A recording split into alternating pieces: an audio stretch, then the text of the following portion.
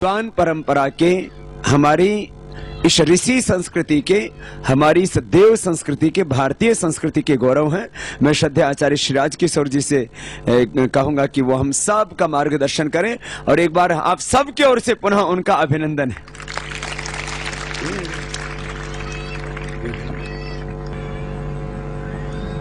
अभी आचार्य प्रभात स्वदेशी ने श्रद्धेय योग ऋषि स्वामी रामदेव के संबंध में जो शब्द कहे, उसी संबंध में कुछ चर्चा आपके सामने कर रहा हूं। निर्णय आप करना है। पहला प्रश्न है, संपत्ति का अधिकारी सदाचारी हो या दुराचारी?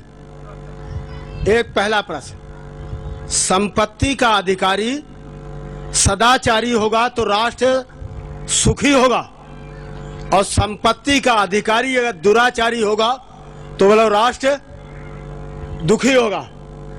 जब सदाचारियों की पंक्ति में हम देखते हैं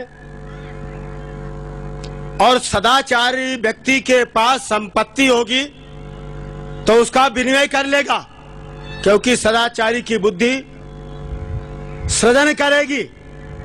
आज संपत्ति उनके पास है, सत्ता उनके पास है जो सदाचारी नहीं है। और आकर के जब संपत्ति का स्वरूप देखें तो मर्यादा पुरुषोत्तम राम के पास भी बोलो संपत्ति थी।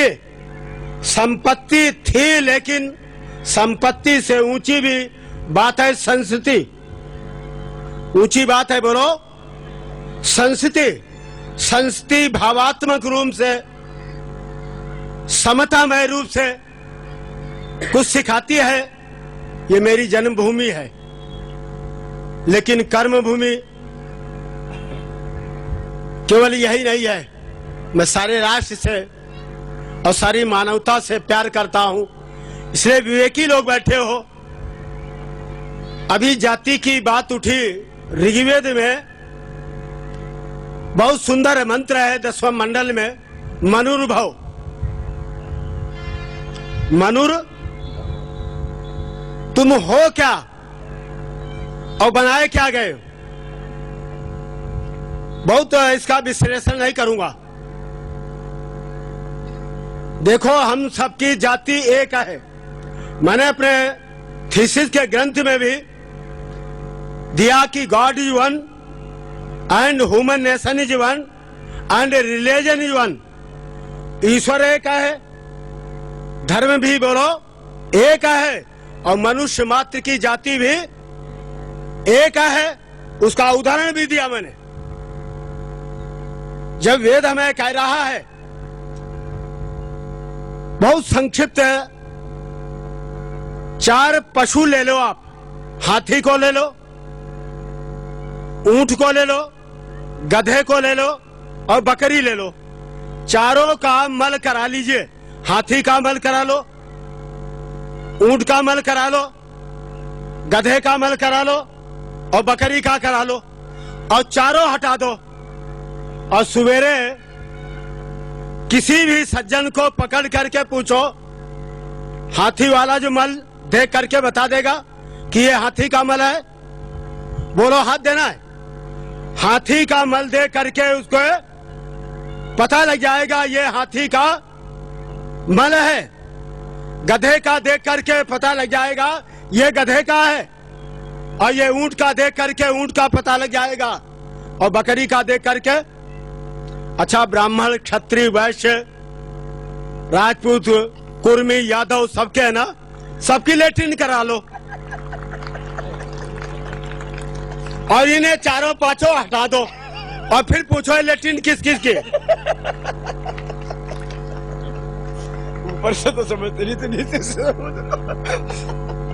अब इसको समझो आप, क्योंकि विषमता के बीच मुझे परिवार से भी मिले, लेकिन समता से संतों के पास। विषमता राष्ट्र को रसातल में पहुंचाते थी। मानव मात्र की जाति एक है। बोलो, मानव मात्र की जाति एक है, एक ही मानूंगा। लेकिन दुर्भाग्य यह है कि हम रूप और रुपए में फंस करके जब हम संतान का विवाह करते हैं तो फिर हम क्या देखते हैं? रूप और रुपया, चमड़ी और दमड़ी। चमड़ी देखी और क्या देखा? व्यक्ति को आकर्षण रूप का है तो उसका चरित्र पतन होगा, बचा ही नहीं सकता कोई। और यदि रूप के साथ रुपए का आकर्षण होगा तो भ्रष्टाचारी इस कदर पहुंच जाएगा। महाभारत में दुर्योधन भौतिकवादी स्थिति है और क्या कह रहा है? इतना साम्राज्य होने के बाद संत की सुमति की योगी राज कृष्ण के सुझाव को भी उसने स्वीकार नहीं किया और क्या कहा? बिना युद्धेन नैदास्यामि, सुई की नोक के बराबर भी भूमि, सुई की नोक की भी बराबर भूमि देने को तैयार नहीं हुआ। तो आकर के सबसे पहले ये ध्यान रख लेना, जाति हम सबकी एक है, अपरिवर्तनीय है, जिसको कोई बदल नहीं सकता। राष्ट्र संत किसी की उपाधि का मोहताज नहीं होता है और ये आप देख रहे हैं बच्चे। राष्ट्र संत हैं, साधन इनके पास खूब हैं, खूब आयु भर, लेकिन राष्ट्र के प्रति इनके हृदय में जो वेदना है, मस्तिष्क में चिंतन है, जो दीवानगी है, क्या और भी नहीं राष्ट्र में संत है? साधु तो बहुत मिल जाएंगे, महात्मा बहुत कम मिलेंगे, महात्मा बहुत ज्यादा मिल जाएंगे। महात्मा बहुत कम मिलेंगे, ऐसे महात्मा अल्पायु में, आयु में मेरे छोटे हैं और फिर भी त्याग, बलिदान, चिंतन, अपनापन, आपने अभी सुना ही है उनका, सुबह भी सुना, जो अपनापन दे रहे, ये अपनापन ही तो है वसुधैव कुटुंबकम का निर्माण करेगा, सारा संसार का परिवार के बनाएगा। अगर अपनापन नहीं है तो राष्ट्र के नहीं। इसलिए मैंने राष्ट्र नाय संत का संतरती तारयति ससंता, जो अच्छी प्रकार राष्ट्र को तरता है और तारता है। ये सब के सब कहते हैं महात्मा बहुत अच्छे हैं, स्वामी रामदेव महात्माएं बहुत बढ़िया हैं। तो हमने कहा गृहस्थियों, तुम भी अपनी एक एक औलाद महात्मा बना दो। आएंगे कहां से? संस्कृति की रक्षा संत करते हैं, और जब सत्ता दुराचारी व्यभिचारी विलासी हो जाए तो संतों को अधिकार है सत्ता पर दो दुराचारी व्यभिचारी बैठे हो उन्हें हटा करके अपना सदाचारियों को सत्ता पर ला दे। ये मर्यादा पुरुषोत्तम राम की बात स्थिति याद करो। और यही बात आकर के रामायण में, रामलीला में राज ऋषि विश्वामित्र राज दरबार में पहुंचे और पवित्र आत्माओं राजा दशरथ के पास चतुरंगनी सेना चक्रवर्ती राजा, और जिस समय याचना की कि मुझे यज्ञ की रक्षा के लिए राम और लक्ष्मण चाहिए, मना कर दिया। दशरथ ने मना किया, लेकिन एक ऐसा संत बैठा हुआ था, राज संपत्ति में था पर संपत्ति से दूर था। यही लक्षण मैं पूज्य स्वामी जी में देखता हूं, संपत्ति में होते हुए भी पर संपत्ति से निर्लेप हैं। कुछ समय आने वाले हैं और उनमें हमें जागना होगा। आज यहां बैठे हैं, मैं पूछना नहीं चाहता अभी, लेकिन एक बात ये बताना चाहता हूं, हमारी संस्कृति में संदेश दे रही, शिक्षा में जब जब भेद होगा तब तक महाभारत पैदा होंगे। शिक्षा में जब एकता होगी, महाभारत पैदा होने पर भी रामायण की चर्चा हो जाएगी। रामायण एकता का पाठ सिखाती है और शिक्षा में भेद का पाठ महाभारत से सीखो। आज भेदभावी शिक्षा है। 3 गुरुकुल वहां चल रहे हैं, परशुराम का गुरुकुल चल रहा, संदीपन का गुरुकुल चल रहा, और आचार्य द्रोण के गुरुकुल में बोलो एकलव्य को शिक्षा नहीं मिली है। आचार्य परशुराम के गुरुकुल में बोलो कर्ण के साथ भी, जबकि कर्ण भी क्षत्रिय था, और बोलो परशुराम के शिष्य ही रहे भीष्म पितामह भी वहीं पर है।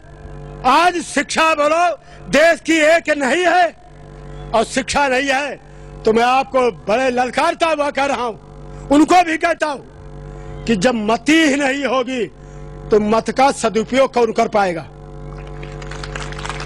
जब मति ही नहीं होगी, डॉक्टर शंकर दयाल शर्मा जी ने कुछ विद्वानों को बुलाया, मैं भी वहां गया साथ, राष्ट्र की समस्या के बारे में बात की, तो हमने कहा पहले, सबसे पहले देश की जनता अपने आप रास्ता निकाल लेगी या देश की जनता को मति प्रदान हो जाए। देश की जनता को बोलो मति, और मति मिल गई तो मत का सदुपयोग होगा, और मति नहीं मिली तो मत का बोलो। आज मत कहां जा रहा है? शराब की बोतलों में, शराब की बोतलों में जा रहा है। मत कहां जा रहा है? दलों में जा रहा है। आज मैं हाथ उठवाना चाहता हूं, मेरी कर्म भूमि है, मैं सारे भारत से ही प्यार करता हूं और मानव मात्र से प्यार करता हूं। क्या आप दल के दलाल बनाना चाहते हो या दल के दलाल बनना चाहते हो तो मैं कहता हूं आप बनो जाकर के। लेकिन राष्ट्र के बारे में, अगर राष्ट्र संत बनना है, राष्ट्र भक्त बनना है, तो राजनीति छोड़ करके राष्ट्र नीति पर ध्यान दो। राष्ट्र नीति पर आज दल तो मेरे से भी पूछते हैं, पूज्य स्वामी जी मेरे से पूछते हैं, आचार्य जी आपका कौन सा दल है? हमने कहा मेरा कोई न दल है न मैं किसी का दलाल हूं, और मैं दल है तो पैदल हूं। अगर दल है तो मैं पैदल हूं, और आकर के उसी आधार पे आज सत्ता के परिवर्तन में जब विषमता पैदा हो गई, सब दल अपने अपने बात करते हैं, पर राष्ट्र की बात बोलो आज कहां हो रही है। इसलिए पवित्र आत्माओं, पूज्य स्वामी जी को मैंने राष्ट्र संत कहा है, इसलिए कहा है ये प्राणी मात्र से प्यार करने वाले, केवल मानव मात्र से ही नहीं।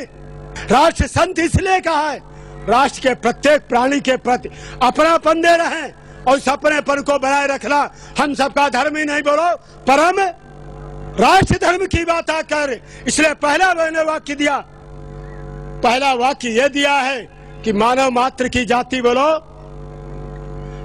बोलो एक है, और वो अपरिवर्तनीय है, उसको कोई बदले। ये जाति किसने दी है? दूसरा प्रश्न, ये जाति किसने दी है? ये जाति दी है परमपिता परमेश्वर ने, परमपिता परमात्मा ने। मानव किसने बनाया? बोलो परमात्मा ने। और ब्राह्मण, क्षत्रिय, वैश्य, शूद्र और भिन्न भिन्न ये जो प्रशासनवाचक है, गुणवाचक है, कर्मवाचक है, व्यवस्थावाचक है, ये जो है ना लिए बैठे, ये किसने दी है? बोलो ये स्वार्थियों ने बांटा है दलों में, इसलिए आकर के। और जो ये ब्राह्मण, क्षत्रिय, वैश्य हैं, ये जातियां नहीं है, ये जातियां नहीं है, ये वर्ण है।